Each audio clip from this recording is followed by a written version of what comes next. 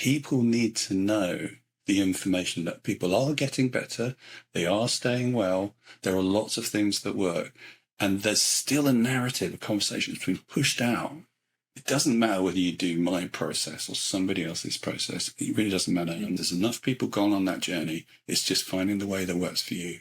But there is a way out. There is a future. Dr. Sarno's Healing Back Pain might be the most mentioned book in the ME/CFS recovery interviews that I do. But when it comes to the most successful program that comes up again and again, it is hands down from the beginning has been the lightning process. And for something that gets mentioned so often, it is still really surprisingly misunderstood.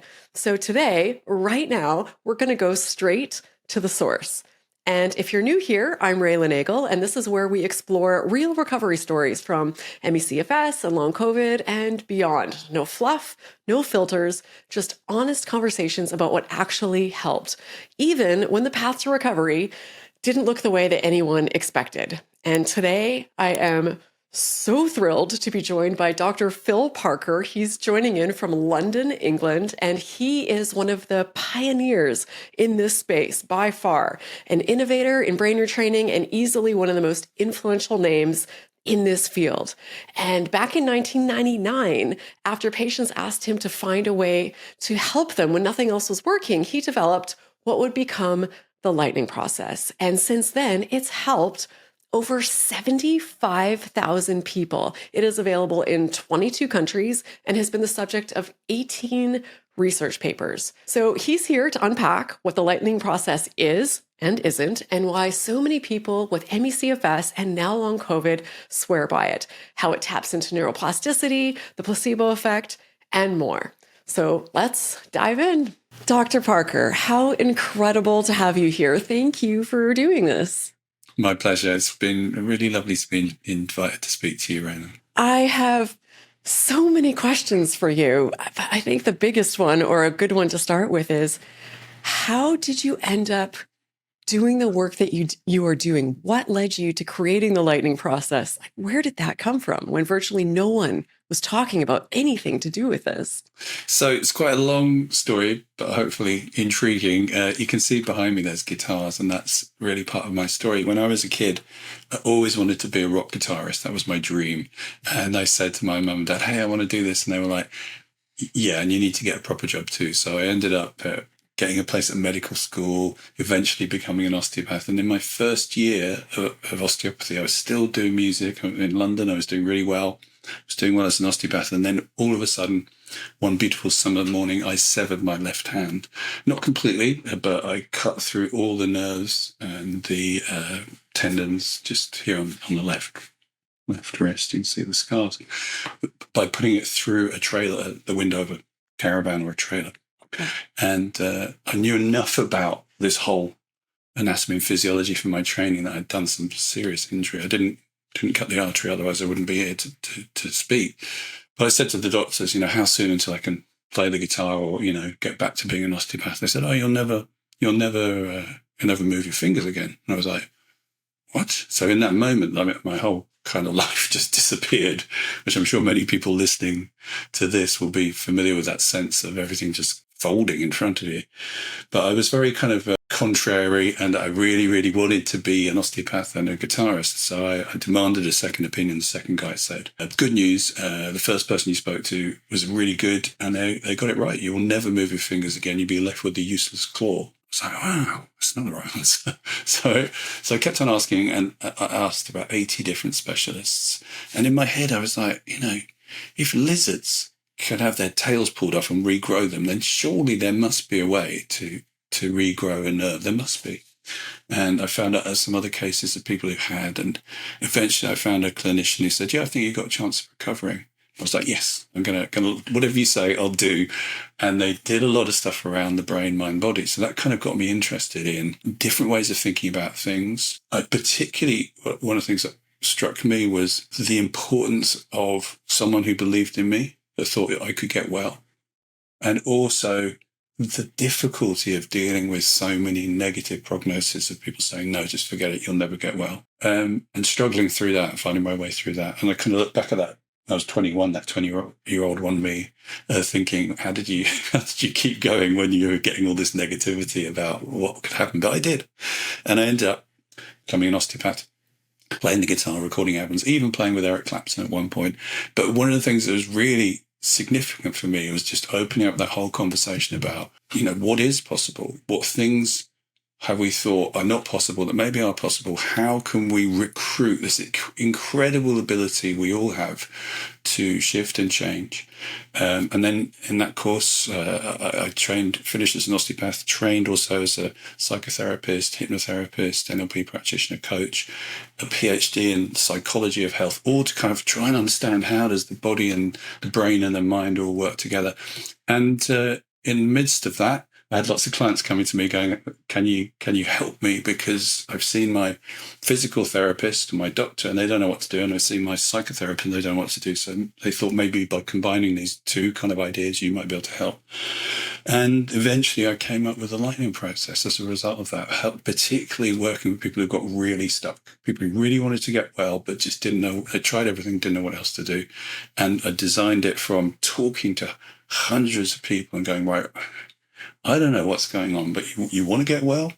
Tried lots of things, nothing's worked. What are we missing here? And what I came up with was that the most powerful thing seems to be how can we recruit, this incredible ability of our body to encourage and support healing? And how can we switch off anything that is getting in the way without us meaning for it to be, but getting in the way of us healing to the best of the ability that we can. So there's my very long answer to your short question. Wow, that is fascinating. So it wasn't even that you were coming at it with a specific condition in mind. No. The condition I dealt with, if you can call it that, is people who are stuck. And that's kind of an interesting way of looking at it, because in medicine, you usually get specialities. I am a kidney surgeon and I deal with this kind of cancer, or we very much compartmentalize things and kind of try and understand things and subgroup things. But one of the things that I find quite interesting is stepping back a bit and going, well, what is the same about these people? So what is the same about people, say, with long COVID and people with chronic fatigue or chronic pain? Now, on lots of levels, they will go and see different specialists. But what is the same? Well, one of the things that's the same is they really want to get well, and nothing seems to be providing it. They seem to be stuck in some kind of healing cycle. So, yeah, it's an interesting way of thinking about it. Instead of drilling down, kind of almost coming out and going, well, how can we see this differently? Because you need to look at things differently if what you're doing isn't getting the results that you want. Well, definitely a lot of people that I've interviewed have done the lightning process and helped them to fully recover from really debilitating conditions like long COVID or chronic fatigue syndrome or fibromyalgia or even vaccine injury. And even though it's been around for quite a long time, I find there's still a lot of confusion around what the program actually is. So can you tell us a little bit about, how does it actually work? Yeah, sure. So first of all, it has been around for 26 years. So I started it in 1999.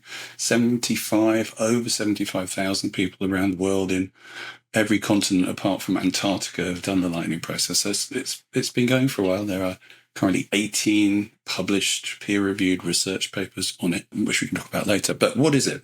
So what it is it's fundamentally a brain training, but not like a brain training in terms of becoming good at Sudoku or, it's a brain training looking at how can we utilize this really interesting connection between how our brain influences our body and our mind, and how our mind influences our brain and our body, and how our body influences our brain and our mind, how that thing is all connected. And how can we utilize that to help make change to our physical, emotional and mental health? So that's what it does. How does it do it?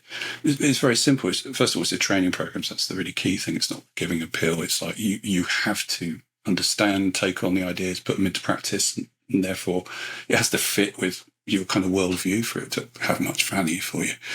But if it feels like it's a good thing, then you do the training. So training is in 3 sections. First section there's a 5-hour audio you listen to at home that kind of explores some of the things you talk about on your podcast, a lot of the research. So people can kind of go, oh, that makes sense to me, or that just doesn't. that just sounds like nonsense. I'm not interested, so people can make an informed decision. Then they do a 3-day seminar, and the three days are consecutive. So they're Monday, Tuesday, Wednesday, and they're about 3 to 4 hours long, which for a lot of people is like, sounds like a long time.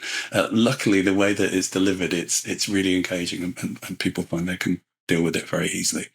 And in this seminar, what you learn is a lot of stuff about the brain, mind-body connection, neurophysiology, how we can influence our health, a lot of research around that, so we kind of get our heads around, oh, that makes sense. And then some skills to understand when we're activating pathways that aren't helping our health. And there are lots of things like the words we use, and I can talk about some of the research into that, how the words we use actually make a difference to what happens in our brain and in our hormone systems and our immune systems, which seems a bit of a weird thing to say, but it's true. Our words do affect our health massively. But there are loads of other things that affect our health, our exercise regime, our diet, how happy we are. I know that's something you're particularly interested in, as everybody should be, and the research that backs all that up. So helping people to get an awareness of, well, these are the factors that I probably have never thought about before, but they maybe are things I need to look into. Then to make a choice about, right, do I continue activating these pathways that aren't very helpful for me, or do I want to shift into switching on some different pathways? And then if we do that, then we do it by training ourselves to be a great coach to ourselves, like, you're the best you showing up, reminding you. A bit like, think about me when I, severed my hand and everyone's saying you can't recover. That inner voice that went, you know what, maybe, let's look around, let's see what's possible. Not, yeah, of course you can, but let's just open the possibility and step into that. So training people to really be an amazing coach for themselves, which is a cool thing to do, because everybody's probably met some great practitioners, and it's great, but they're only there when they're there. They're not there 24/7. If you can somehow channel that ability to be inspired, be reassured, feel kindness to yourself, think carefully about how to steer your brain and your neurology in a good way, and have that at your beck and call all the time, that's an amazing thing. And then the final thing is thinking specifically, all right, how can I maximize my well-being in this moment? Either by being really calm, being really compassionate, remembering a time when I was incredibly well, because all these things actually have an effect on our physiology. And then finally, the last piece of it is that after you've done the seminar, we know that that's a lot of stuff to take on. And I've very, very briefly gone over what is covered in those 9 to 12 hours. Then there's support afterwards, because we know it's difficult often to put new ideas into practice, particularly when you're dealing with new concepts that are, not taught in school, not taught in medical school, not part of our normal conversation, and dealing with the everyday stuff of life, which, is troublesome for many people. So supporting people on that journey. So that's a kind of very brief overview. Does that make sense, what I said? Anything I could clarify for you? It does. Yeah, it makes a lot of sense. And it's really in line with what a lot of people are just generally saying are helping them to recover. And I'm wondering what it's been like for you all of these years, because when you started this, virtually nobody had to be talking about this. I'm thinking even I still had chronic fatigue syndrome. In 1999, my mother had chronic fatigue syndrome as well. And even she was still alive. And we were searching and searching, but the internet was not what it was then. So it was not as easy to find information. You didn't even really quite know what to look for. So what's it been like for you watching over these decades as it becomes more and more, I wouldn't say mainstream, but people are more in the know and many more people are talking about it? Yeah, it's really interesting, because, as you say, when I started doing it, there really wasn't anybody else doing it, particularly in this space. There was some people looking at, peak performance in sports athletes and stuff, but in chronic health, it was a pretty new idea. But it seemed to me like it was called for. But it was a bit out there. I was but one of the very few people doing it. Now there's lots of people doing it, which is great, because the more people know about it, the better. And I've seen some interesting changes. So, for instance, when we first started working with chronic fatigue, which is not where the lightning process started. As I said, it started with other things, people with long-term depression, their blood clotting for no good reason, and lots of different things. And people came to me with chronic fatigue and said, do you think you could help. And I was like, well, I'd already worked with chronic fatigue before I developed the lightning process, and I'd found it was really hard to work with. What you'd find is most people, again, could probably relate to this. People would improve and then not maintain the improvement. So it seemed like a kind of interesting thing to work with. But I was also a bit concerned about working with it, to be honest, because my statistics for the lightning process were quite good. I thought, well, if I take on chronic fatigue, what's likely to happen is my hit rate is going to go down, because in my mind, I was still thinking that's the difficult thing to get rid of. But eventually I worked with someone, they got well. I thought that probably won't last, but it did last. And they sent lots of their friends and they wrote a book. And that was one of the things that helped to move things forward. A quick interruption. If you're finding it challenging to keep up with all the recovery stories that I share here on my channel, know that you can sign up for my completely free newsletter that I send out once a week, sharing the most important takeaways from recent interviews. All the information is there in easy to scan bullet point summaries. So what worked for that person, what didn't work, and what were the key resources that got them to full recovery. So just all killer, no filler. So if you haven't done so already, you can come and join the thousands of people who have already signed up, and you too can get this vital information delivered straight to your inbox every week, ensuring that you don't miss a thing. We then kind of went to some of the support groups and charities saying, I don't know if you're interested, but we've got a whole range of cases of people who, much to our surprise, have got well. Would you be interested in chatting about it? And they basically said, nobody can recover from this illness. You're lying. Or they said, go and cure cancer first, then come and talk to us. It was really quite fascinating to see that kind of response. And over time, one of the things that has changed is those conversations have changed from it can't possibly work, nobody gets well, to okay, a kind of grudging, maybe some people get well. They often kind of whisper, but it was probably in their heads all along, that kind of conversation. But which is not true and not fair, actually. But you know what I mean? A kind of grudging acceptance rather than a yay when there are, and this is a really important part of this conversation, which I think you do a great job in supporting, is people need to know the information that people are getting better, they are staying well, there are lots of things that work, and there's still a narrative, a conversation that's been pushed out for whatever reason. Again, we can talk about at some point, but that says, no, don't believe them. It's all nonsense. Nobody gets well, which reminds me so much of my injury when I was told you can't recover. It just wasn't true. And we know with chronic fatigue and long COVID, people do recover, not just from the lightning process. There's lots and lots of research that other things work as well. But we're still hearing this conversation, no, nothing works. So there are some really interesting changes, as you say. Lots more people interested, but the pieces have moved a bit. But I would love to see them move to, let's look at these things. Let's celebrate people getting well. Let's acknowledge that may not be what I want to do, or may not be something for me. But I'm really so pleased you've got well. And that's the next step that we're still not quite there yet. Is that your experience? Would you agree with that? Oh my goodness, 1,000%. Everything you're saying, I'm inside. I'm like, yes. And I've been doing this for 26 years. So. I can't even imagine. Yeah, there is a very determined segment of our community that is, I'd say it's fair to say, insulted by the notion that anyone is recovering. It's somehow invalidating their experience, or, a lot of complicated things. Yeah. But I do see it shifting as well. And I don't know if it's because before, when I'd start talking about recoveries, specifically around things like the lightning process or any kind of brain retraining, I'd get so much pushback. Like I would just curl up in a ball in the closet. I'm like, here it comes. It's live. Get ready. And now it's 99% really positive, or at a minimum curious. So I don't know if people are just tired. Like there's Raelan talking about recovery again, whatever. I've complained 100 times. I'll just let her be. But it really does feel like it's shifting. And I'm having more and more physicians reach out to me, telling me that they send their patients to my channel.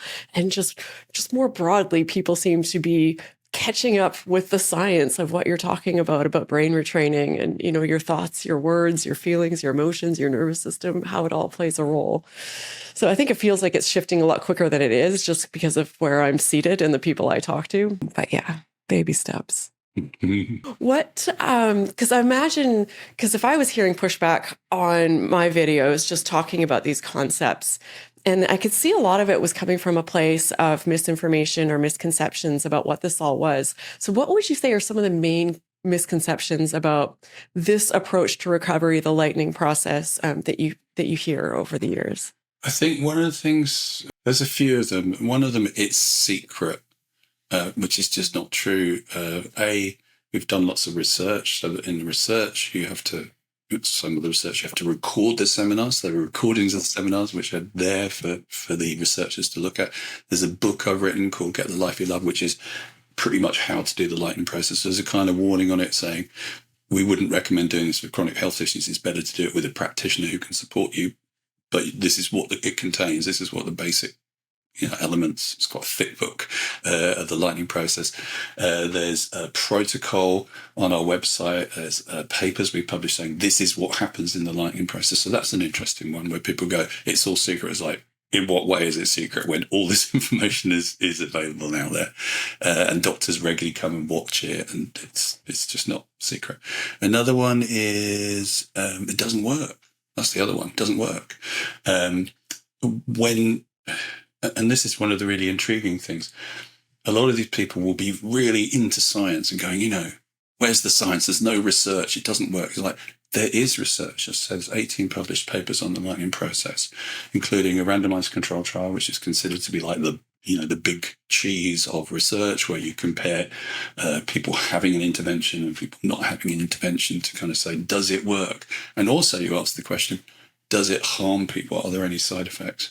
And that research, which is now, I think it came out in 2017, 18, so that's 8-9 years old, from the University of Bristol, one of the most prestigious universities in the world, and the NHS, said the lightning process is effective when added to existing treatments. It increases people's well-being, return to school because they're adolescents, reduces their pain, depression, anxiety, reduces their fatigue, increases their physical function. So on every level, and it maintains it, and it does it better than CBT or anything comparative. So that's been out for a long time, and yet people say there's no research. And then you're like, I don't know what to say about that. That's just not true. And that's not just the only piece of research. There's 17 others peer-reviewed studies, including a systematic review, recently an audit from New Zealand, from Professor Agle on 12 cases of long COVID. And in it, they state, the lightning process is effective, and physicians, to your point earlier, physicians can feel very comfortable and reassured sending patients to the lightning process because it's effective and it doesn't cause any harm. And so there's lots of research. So that's always a bit weird. It's like, well, why are you saying that? That's not true. Well, have you not looked at the research? It's almost like they don't want to see. It's like, well, that's the whole point of research. So I am a researcher. That's my PhD, was a research PhD. Is when you have a question like, is this good or is that good? You do the research. Because if we go with, well, he said that and she said that, we're not any clearer, because how many people said good things, not how many people had bad experiences. That's where we do the research to get clear about it. The research has been done, and it says very clearly in every paper that's published, the lightning process helps the majority of people and doesn't cause any side effects. One of the things that I hear come up about brain retraining in general, all of the programs out there, is people saying, you're going to get worse. You're ignoring symptoms. You're ignoring the real problem. So this is dangerous. I'd say it sounds like this has not been your experience, but could you speak to that a little bit? It's a strange one, this idea that you're ignoring we often hear this like a kind of half the truth version of the lightning process. It's just saying be positive and get on with it, which it's not. It's nothing like that at all. It's actually saying what we need to do is look at your neurology, you're activating. And also we need to look at some of the causes. If we look at a lot of people's history, there is stuff that needs to be resolved. A lot of people were not super well before they got ill. A lot of people were not doing well, were floundering, were overworking, were burning themselves out, were dealing with difficult stuff, had, a strange response to a vaccination was never fully explained. All those things. It's like, well, what is driving that? Those things need to be addressed. And the lightning process and lots of other programs look at that. And don't just say, let's just put a smile on our face and pretend everything's fine. How is that going to work? That's not the solution to these things. It's about working out what is causal to the starting of your problem and resolve that. So it's kind of misunderstanding what these brain training approaches are, thinking that it's just like be optimistic and everything will be fine. That's not going to do it. If you have someone who is, their physiology is on its knees, and you go, of course you can run 10 miles. No, you can't. First of all, your body's deconditioned. There'll be all sorts of neurology being flared up when somebody says, let's run 10 miles, that would put you into an even worse physiological state. And those things are addressed. It's kind of ridiculous to say just buck up or be positive. So I think that's part of the problem. There's a misconception of that must be what it is. It's some kind of happy, just be happy all the time thing. And the lightning process is much more nuanced than that, and because that just wouldn't really work, just doing that. So I think it's an argument that comes from a misunderstanding of what brain training is. I think that's where it comes from. And I can get it. If brain training was purely just think happy thoughts, there are lots of people think happy thoughts, but that's not really going to crack it.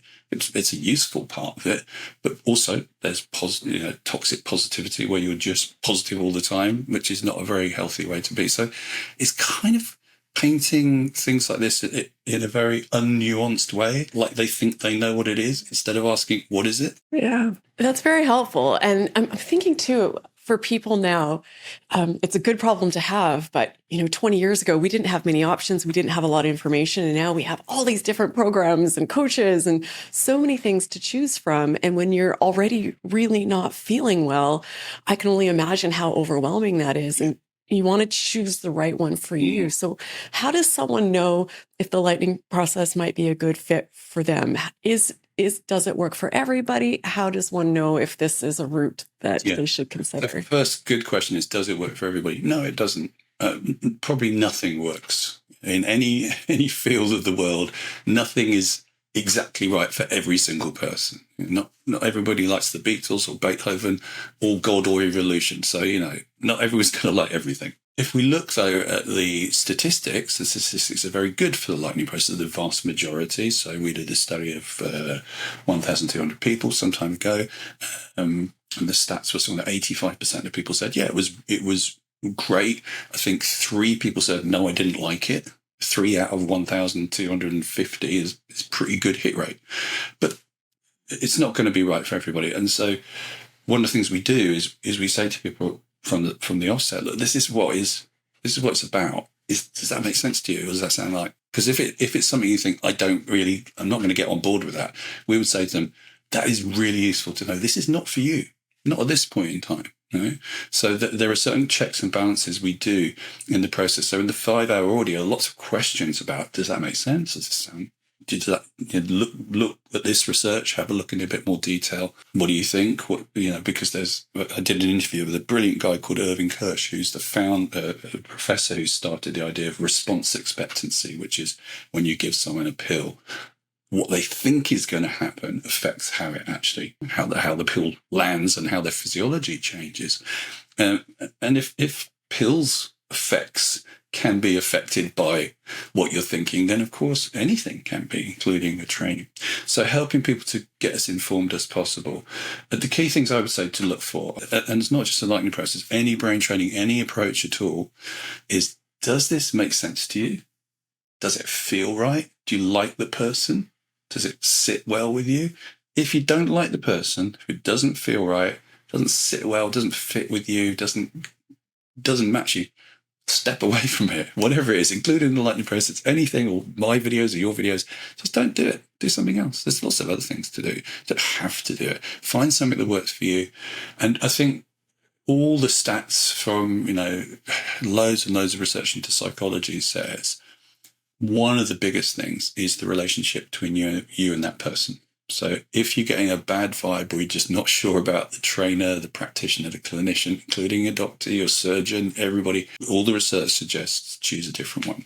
Yeah, you don't have to follow my program or your program. Find your way. And I have interviewed people that have said, I did the lightning process and I also did this other program, and they were both really good. And I took pieces from both, and that got me to the finish line. Everyone's got their own, I think it's great that people just trust their gut and like, okay, this feels like it's for me. Okay, maybe this part of that feels like it's for me as well. Another piece of that, and this is a common thing you see in people who've got stuck, and it's part of the overwhelm, is you've stopped trusting yourself. Because you try things that hasn't worked, you're like, I just don't know what to do. And you're like desperate for someone to give you the answer. But that puts you into a kind of stress state the whole time, just not even trusting your body anymore. So even having that conversation, what do I think about that person? It's like, Phil, what do I think about Phil? No, not for me. Okay, good. But even having that conversation with you, yeah, things all right, is a good part of moving ourselves from this kind of, I don't know what's going on, to, well, I know this. I like him or I don't like him. That's good. That's all part of that process of regaining your sense of self. And I'm sure you felt this, and many other people talk about this, that when they get well, they're like, oh my God, I've got me back. I lost myself somewhere in there. I lost myself. And not only have I got me back, I've got my real me back, because before I knew I wasn't quite living, who I wanted to be. Absolutely. And interview after interview after interview, I hear this time and time again, said in different words. And it's taken me a long time to fully understand it, but I think you've said it perfectly. It's you come out the other end of it. We talk about this journey, that recovery from these conditions is a process of internal transformation, but it's not transforming into somebody else. It's a process of seeing who you actually are, having a good look in the mirror, knowing all your parts, accepting all of your parts, figuring out how to be you, who you are, and then how to authentically be that person in the world. And, choosing, instead of perfectionism and people pleasing, choosing just to be you and be okay with that. And it's absolutely mind-blowing that somehow that if someone had told me that when I was first really unwell, I would have thought they were crazy. I completely get it. I mean, there's a thing in positive psychology called post-traumatic growth, which is exactly this. Yeah. And you often hear people say, oh man, I wish I hadn't had to have gone through that. I wouldn't have wished that on my worst enemy. But I don't know if I would have got to where I am now if I hadn't had to gone through that. I met a really lovely guy called Sean who had cancer when he was young, and he lost one of his lungs. He's the only person in the world to have gone to the North and South Pole and climbed, I think, virtually every mountain on every continent. No, it's only the highest mountains. He's an amazing guy. And if you'd said to him when he was little, because he had it when he was young, this is going to be the making of you, he would go, just get out of my face. But now he would absolutely go, difficult to say it, but that is true. The things I did because life was so difficult, and that was one of the things helped me to get through it. So yeah, it can be hard to hear that when somebody says it, for sure. But there are a lot of people who would chime and say, yeah, I mean, for me, my story, I severed my hand. My life, the things I wanted to do were over, according to all the experts. I really struggled with that. And I was like, no, it's got to be a way through. Yeah, most people say, or a lot of people say, that if given the choice, they couldn't take it back. Like if they could wave a magic wand and say, I don't go through any of that suffering, they couldn't do it because they know where they'd be without it. But then I also think it's important to remember that it doesn't mean that every single moment of your journey was a teachable moment. Some moments were just hell. Generally speaking, you're going to come out the other end, a more you, authentic version of yourself. But some of it's just torture that we would wish on anybody. It's a rough journey, which kind of leads into my next question, because I think around the lightning process and a lot of these programs, there can be some unrealistic expectations about how long this will take. And, I hear a lot that it's, you just go take this 3-day seminar and then you're cured and you never look back and that's the end of your journey. And I think even the name, the lightning process, can give you this idea, it's like, you're good. So I guess 2-part question. What made you, for what reason did you name it the lightning process? And then what is a realistic expectation for how long this process takes for people to start feeling? Yes, the name, I was struggling for a name. Originally it was called the kind of self-coaching program or something. But I just needed something a bit more snappy. I remember chatting to somebody, and we were talking some ideas through, and he said, "Well, it is fast and it is enlightening." So, oh yeah, we could do that. Yeah, that would work. So, I kind of wish I hadn't now, because people can't spell it right. There's lots of different spellings of lightning. When I did my PhD, they said, "So you're a designer of lighting, are you?" I was like, "No, that's not what I do. It's not lighting." Other people think we strap people to some kind of thing that draws the lightning down. So it's not been very helpful. But lots of people do get almost unbelievable, miraculous change in a very short space of time. And like, whoa, I feel so different.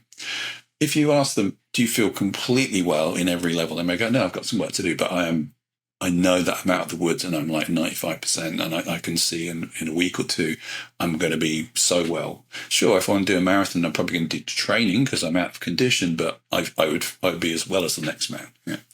And particularly in the early days, we saw a lot of that. People literally getting out of wheelchairs, getting out of bed, getting out of darkened rooms, instead of being fed through tubes, going through the nose into their stomach, ordering pizzas, things that, I would not have imagined were possible. I was quite amazed. I was like, really? People would go, yeah, I feel that good. Which again kind of reminds us of the body can do extraordinary things. But not everybody has that experience. Some people take longer. Some people have more stuff to clear. There's old stuff from the past. It takes them longer to get their head around. If you think, considering lightning process of training, if we take driving or learning a foreign language, you can have 20 people having exactly the same lessons from the same instructor. They will not learn language or driving at the same speed. They just won't, because they not like the instructor. They may find the accent tricky. They may have other things on their mind. They may not understand it. They may doubt themselves. There are lots of things that will affect anybody going through a process of training. It is a training process. And so naturally there are some people who fly through it and some people who go, I've got some work to do. But what we do find is if people kind of go, okay, I can see the things I need to do, I'm prepared to work on them, they generally get change. Yeah. I think it's like anything. Lots of people I interview, some of them, no matter what their approach was, it happened for them very quickly. And other people seems to be the more common. It takes interesting piece of it is, I think if the lightning process had not made people change so quickly, like people going, I feel so well, like a week after, it would have been much more readily accepted by the establishment. I really think that if we've gone, look, we don't, 10%, only 10% of people get well, they go, brilliant. Because in their model, that would be reasonable. And I think that's one of the problems here, is that there are lots of buttons being pushed. It's like, nobody gets well, this person's got well. Nobody gets well quickly, they got well in a few weeks or a month. It's just not, there's too many impossible things happening at the same time.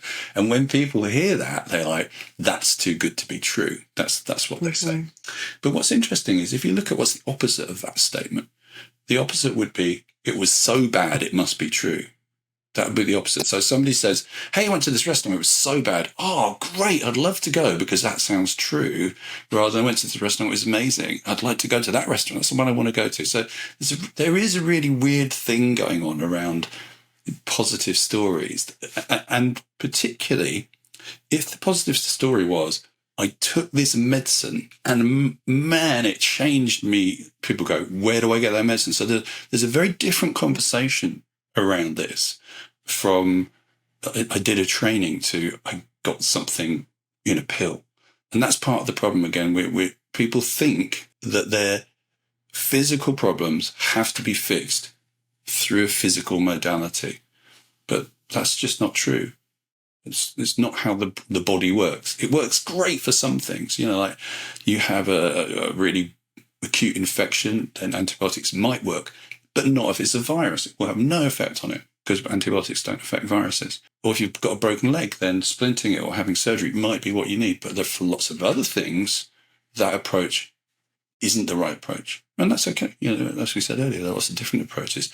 It's instead of going, right, that is the only approach in town. It's like, well, no, It's not true. There are lots of different approaches, and it's not just me saying it. That's what research says, that we need to really move away from things that are either in the body or the mind. And those are the only two shows in town, because that's just not how it works. That's not what the research says. And that's an old model that pretty much nobody in medicine buys into anymore.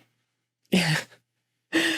Somebody made a comment like that on one of my videos recently about, oh, it's a physical problem and you have to fix it with a physical thing. And then someone else wrote back, bro, you are so 2010. We are past that. It just made me smile. And even 2010, we were past that. So many insights from everything you've said so far in this conversation. The biggest one for me, though, personally, is what you shared about how it works too well. You probably would have had a lot more success if you said, I have this thing.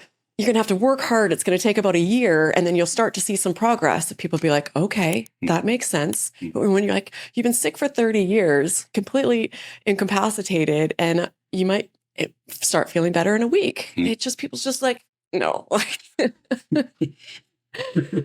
Yeah, I'm not even, no. It's a bit out of the ballpark of what we normally expect. There are some examples of medicine of that. If people, for instance, diabetes, and then they come along with insulin, which they had to invent at some point, be able to get it into people's bodies in an injectable form. And they were like, oh my God, this is amazing. I can manage my blood sugar levels. Now, luckily, we've got the drug, so that helps us to fit into that, worldview. But yeah, I mean, there's a really great example of Semmelweis, who was a physician, and in Eastern Europe, I can't remember if it was Hungary, or someone will correct me as to which country it was. Anyway, there he was, and he was on the maternity ward delivering babies, and he found that quite a lot of women were dying from this thing called puerperal fever, which is where they get a kind of infection after birth. And he insisted that all the doctors who were also examining dead bodies and then walking into the maternity ward and delivering babies without gloves or anything, because that was the idea, that the doctor had magic hands, so had healing hands, and therefore it couldn't cause any harm. And he forbade them from putting their hands inside dead bodies and then putting them out in women giving birth.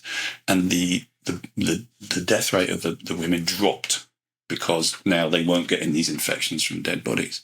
But he was laughed out of town.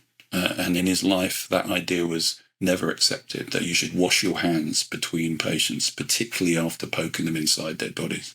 So, we've got some work to do in accepting new ideas that don't fit with the world that we thought explained everything. Yeah, it's my absolute favorite thing in doing these videos and these interviews. Thank you so much. Is that because we know we have hundreds of millions of people in the world that could be benefiting from these sorts of approaches. And every time I see a comment where someone, I was resistant, I was actually quite against this, but it's starting to click, or this interview, I finally got it, or, I've recently started doing these approaches and I'm finally feeling better after 20 years. And it's just magic. So hopefully, I have no doubt that you've reached some people in this interview. Hopefully, all I ask for people is just, you don't have to be all in. You don't have to believe everything. Just be curious, stay open-minded, be willing to look at new ways of healing, at new science, because you're really doing yourself a disservice if you completely close yourself off to it. Just dip your toe in the water. Just like, okay, let's see what people ask me, what's the takeaway I would give? And I always say the same thing, which is, it doesn't matter whether you do my process or somebody else's process. It really doesn't matter. And this is your life. But the thing I would take away is there is a way out. There is a way through this. There's enough people gone on that journey. It's just finding the way that works for you.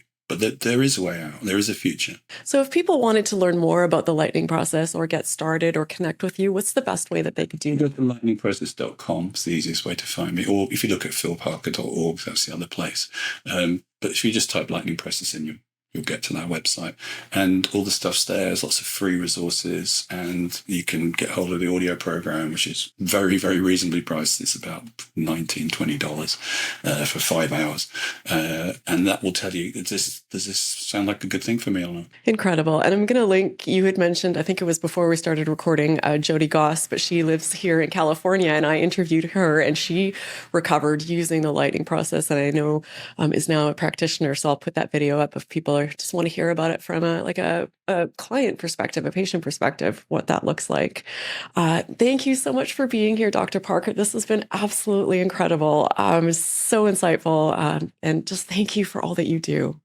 Thank you very much, Ray, for inviting me. I've really enjoyed chatting to you, and thanks for what you do as well. You know, it is really important, this channel, and the others like it, where people can finally hear something and, you know, make their own minds up, but hear some information. So thanks for doing that. Yeah, amazing. Oh, yes, it's my absolute honor to do it. So thanks again. And thank you to those of you watching. And I hope to see you in this next interview with Jody Goss.